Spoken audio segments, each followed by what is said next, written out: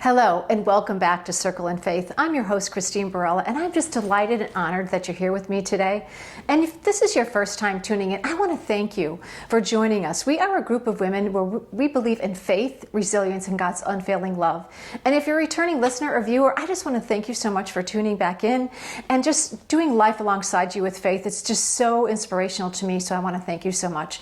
And I'm super excited today because I have a very dear friend, Dr. Mary Powell. She's with us today. So thank you so much for being here, Mary. So grateful for you. Thank you, Christine. Yeah, my pleasure. And so, Mary, I just know she has such an inspirational story for all of you today, and I'm just so excited that she's here to share with you. But before that, I just want to share just a few things about Dr. Mary Powell. She's pretty amazing. So she's been an educator for over 25 years, and she has her PhD in English curriculum and instruction.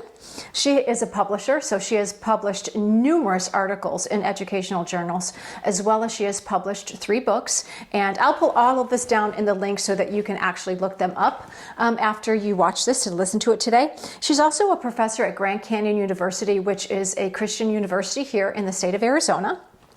She loves to travel, and she has, I still think, 1 dog.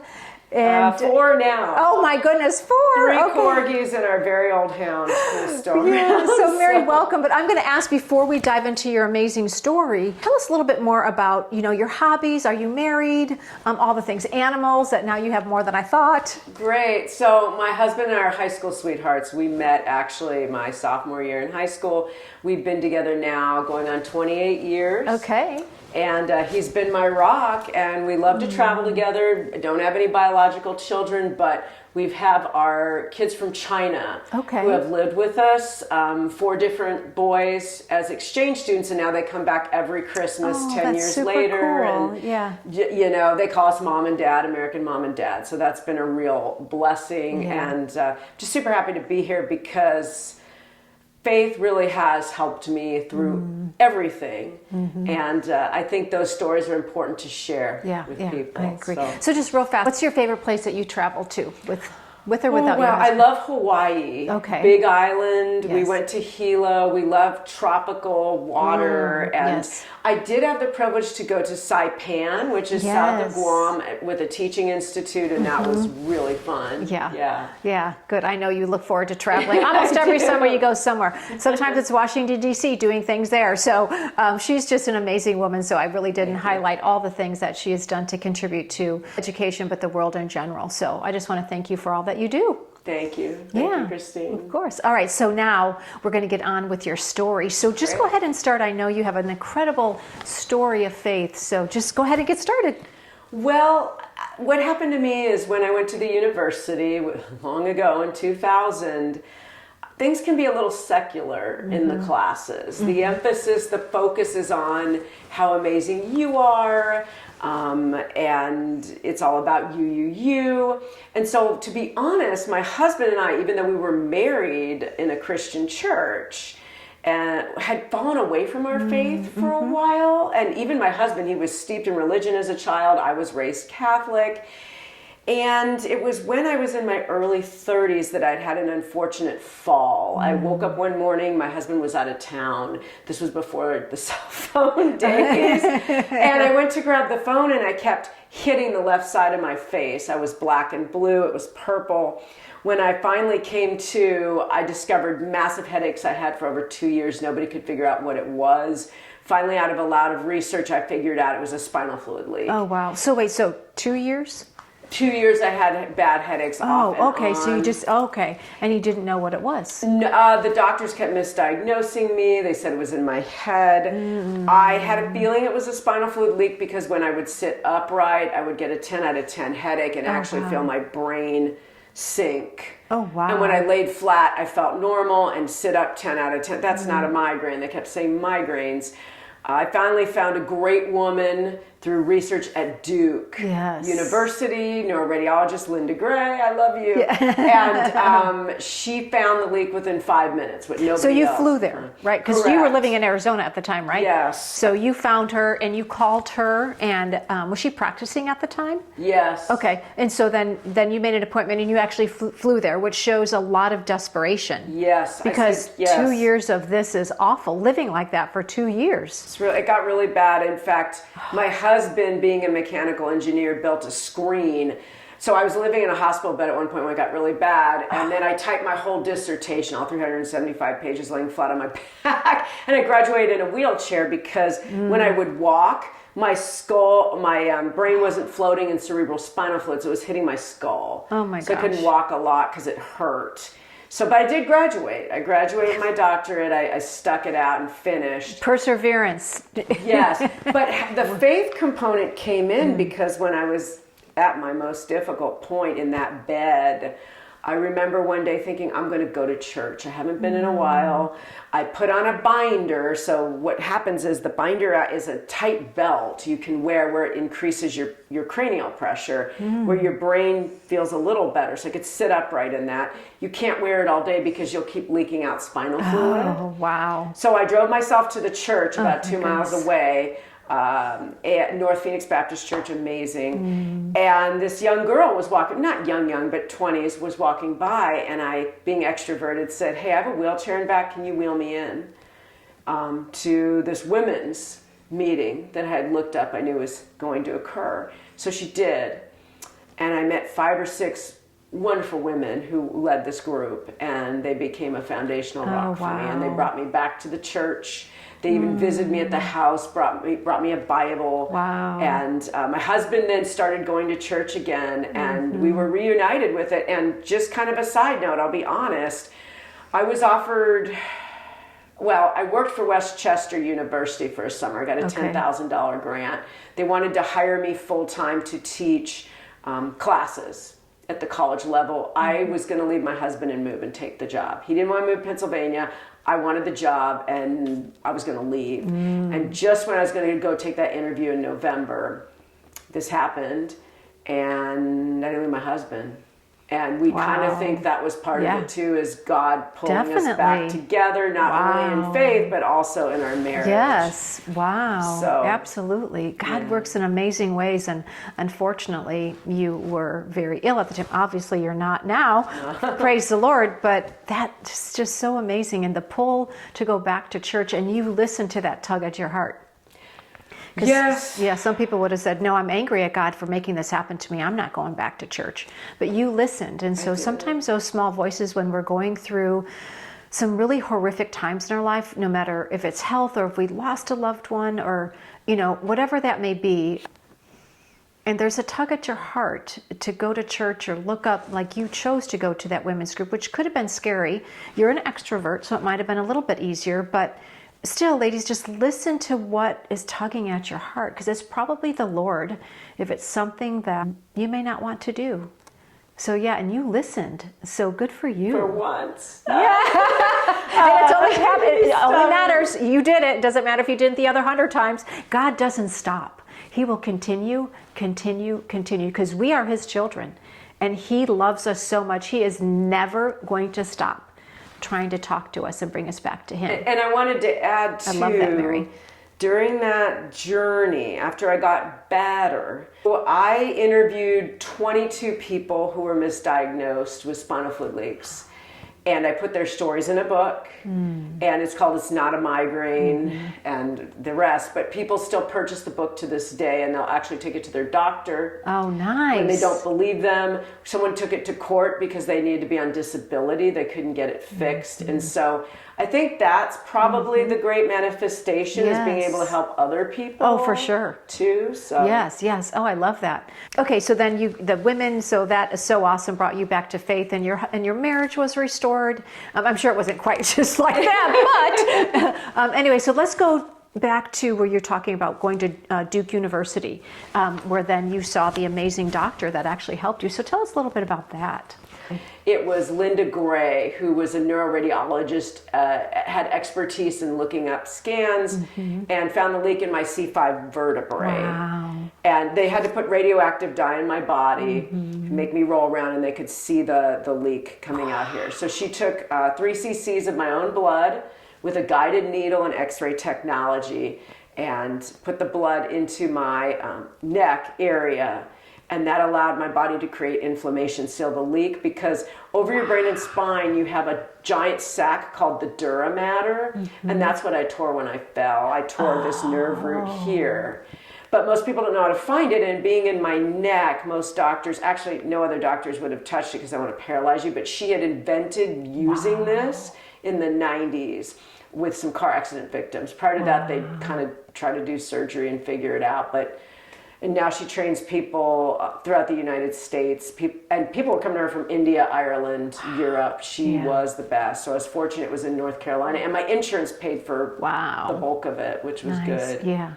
And so I heard you say that because it was such a dangerous injury that a lot of surgeons didn't want to even try that because they were afraid that they would paralyze you, correct? Well, they could never find the leak. Okay. But the neck scares people away. Yeah. And so the thought, they kept doing... blood patch is what it's called. They kept doing it in my lumbar spine, but down in the low back, but that's not where it was. Right. The problem was way up here. Right. So, and and some people unfortunately get them chronically. I'm fortunate mine was from a really bad fall. But there's some people who deal with getting blood patches very frequently. I do know since this has occurred, there's at least 4 people I've spoken to who didn't know they had leaks, and I told them you have a leak, and they've managed to get it fixed. Oh, good. Wow. Because they think they have a awesome. migraine, and I said, well, is it getting worse and worse as the day goes? Well, yeah, and then I have to lay flat. I go, you don't have a migraine. Yeah. So it's still heavily misdiagnosed. If you were to go to the ER today, in most places, they wouldn't really know what to do with it. Yeah. Pregnant women, when they get an epidural, they make a hole in your dura mater, and sometimes that does not seal over correctly, and they will get spinal fluid headaches. Wow. Doctors don't always know to actually patch that site, but they should be doing that. If you have a pregnancy and epidural, if you ever get a headache, you need to go back. They need to do a blood patch because it didn't seal. Yeah.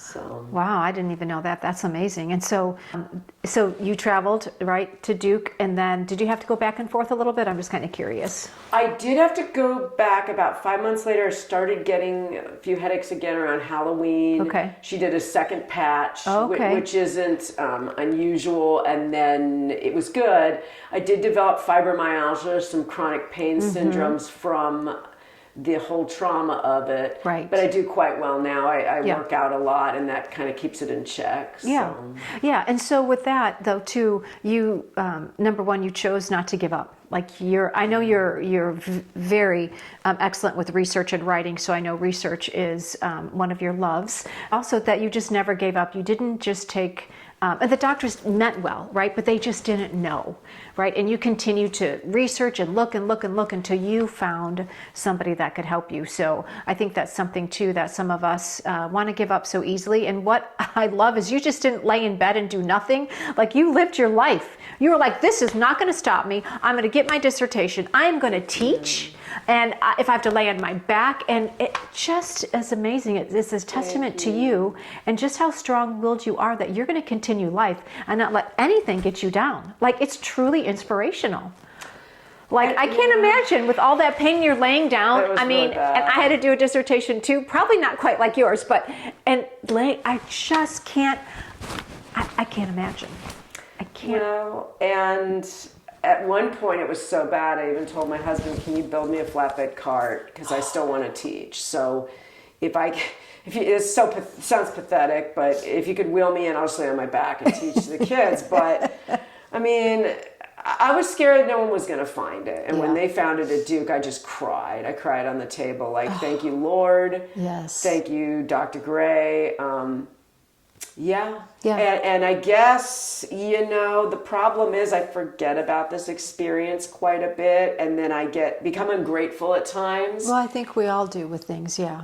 But I need to take, and I guess all of us need to do that, take us back to our most difficult journey. And if we're going through some obstacles, say, if I did this before, I can do this again. Yeah. Well, thank you for being honest and vulnerable with that. I think I think a lot of us do that when we get through something hard, then life is okay, then something hard comes again. We kind of forget, God got us through that. We just need to go back. And the ladies, again, at the church that you met, with them just being a part of your life and praying for you and praying for the whole situation, your husband going back to church, is just really a testament to the Lord truly wants us to call upon him and he wanted to use you in so many ways. I mean, you don't even know the ways that he used you. Obviously, you wrote a book and you're helping people, but also just walking into that church, you made such an impact on all those women. With that, your story is going on and on and on and on and on and on and on and on to inspire people.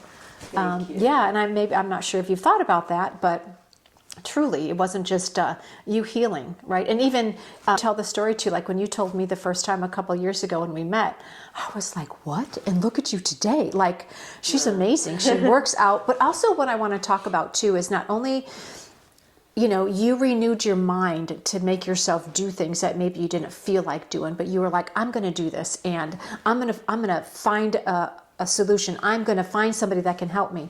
And then you did. And then when you still had a little setback with your headaches and with the fibromyalgia, then you found what helps you stay healthy and feel healthy, which is you are committed. I know you swim every single morning. Yep, without a doubt. And then you eat very healthy. You know what foods you can eat and what you cannot eat. You know what fuels you. And you also then do your Stairmaster, right? Too, as well. Yeah, I did this because morning. you know the things that are going to help with your body, to help with making your mind, body, and soul feel healthy. And then your positive mindset. And when you go to a negative, I know you're quick to bring yourself back. Oh, well, because and I do know too that you do take time. Because when we were together in the education field, whenever you had your prep in the afternoon, you turned your lights off and you refocused yourself. And you did your quiet meditation up there. And I think that's also really important. Again, you found what worked for you. And so we knew, Dr. Mary Powell, no kids, you can't go. You noticed. Oh, yeah, we knew. and so that was like when if a student wanted to see Dr. Mary, no, you can't see her right now. She's on break. And I knew that you were up there and I also have a couple of friends that do that in the afternoon about 4:00. Okay. And it just resets. I try to do it. I try to do some quiet time in the afternoon, but I'm just impressed that you know exactly what works for you to help you be the best Dr. Mary Powell that you can be. Well, thank you. Yeah.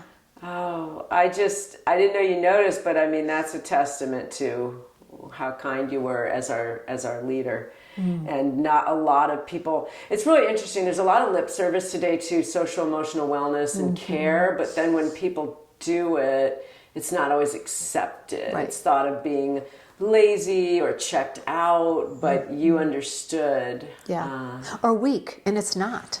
And at all. It's actually strong. It takes a strong person to know what they need to do in order to be their best selves so that they can give to others. And you're a phenomenal teacher, by the way. She's the best. Like, oh my gosh, yeah. Gets the kids engaged. Engaged in talking and critical thinking, and gets them talking and really thinking. You're amazing in all that you do, for sure. I wanted to mention as well another struggle. From the emotional side, I do have obsessive compulsive disorder. And so that's the other thing. If anyone deals with OCD, the exercise helps with that as well. Yes. Calming the brain. Yes. And just so I can't emphasize enough how much movement and food really matter. Those are really important. Yeah. Thank you for sharing that about your obsessive compulsive disorder. Yeah, so I know a lot of people struggle with a lot of different things, just the way society is. So yeah, thank you. So you are intentional because it could overrule your life. But again, you're like, this is what helps me. These are non-negotiables. No matter what. You were out very late last night because you went to a theater performance at Gamage. And it still didn't stop her. She still was up swimming. This is a Saturday we're filming. She was still up at the crack of dawn swimming because she knows that's what she needs to be her best version. And that is really honorable because it takes a lot of self-discipline. Thank you. Yeah, you want to be I appreciate that. Anything else you want to share before we wrap up today? Just that nobody's perfect. And I think as women, sometimes in society, we're told, be the great mom, be amazing in your church, be this great leader at home, be a wonderful wife, cook, clean. Nobody does it perfectly. Right. And I think you need to trust your intuition. And I knew when I was sick, something beyond the doctors. I said, I don't have a medical degree, but I know something else is wrong. And I'd met a lot of girlfriends who were hesitant to push back to doctors. They're like, well, they have a degree, I don't, I'll just trust. No, if you know that something's not quite right, or a medication, you're like, I don't know. Is that always listen to your instinct and do your own research. Yes. And be that voice, be that powerful voice to don't be afraid and go against the grain. And I think the other great thing that you emphasize in this podcast is use faith as that tool, that mechanism to guide you, because we don't know everything. We're not meant to know everything. Exactly. Yep. And if you pray about it and be smart and do your research, you can navigate yourself. Yep. God will help you navigate that. Absolutely. Oh, that is incredible advice. I mean, I can't even, that's huge, ladies. The medical doctors are amazing. I mean, certainly they do amazing things at keeping my father alive, who has a bad heart. And just all the things, put my sister's bones back together when she had a horrible horse accident. So, but you're right, they don't know, they can't know everything. And so if your gut, like Mary said, it just doesn't feel right, or you're not getting better, don't give up. Yes. Go to different doctors. There's also naturopathic doctors. There's functional medicine doctors. A lot of doctors now are understanding they want to get to the root cause instead of just, taking a medication to put, a Band-Aid on it. They're understanding, we need to go a little bit deeper until we find what the situation is. Yeah. Just like what you did, went a little deeper. Yeah, and even with your obsessive compulsive disorder, you figured out what you needed to do yourself and not just rely on a medication, right? I'm going to do all the things to make myself feel the best that I can feel. So just in all the things. Yeah, but God, faith, ladies, just get up to the Lord, and you were created to be an amazing woman and a woman of God, and He is there for you. So fill your head with what is truth, which is Scripture. So make sure you're in the Word every day, at least for 5 minutes, because a lot of times the evil one wants to take us away and make us feel a certain way so that we become tired or complacent and not really being the best version, where we can really shine the light on the world, because they need us to help inspire others, because this is a hard life we're living right now. Yes. Yeah. And it's interesting you mentioned Scripture, because when I was in the bed, I had favorite quotes I would read. And one was, if you have faith as big as a mustard seed, you can move mountains. And I just kept reading that over when I would cry or feel upset. Okay, I can do this.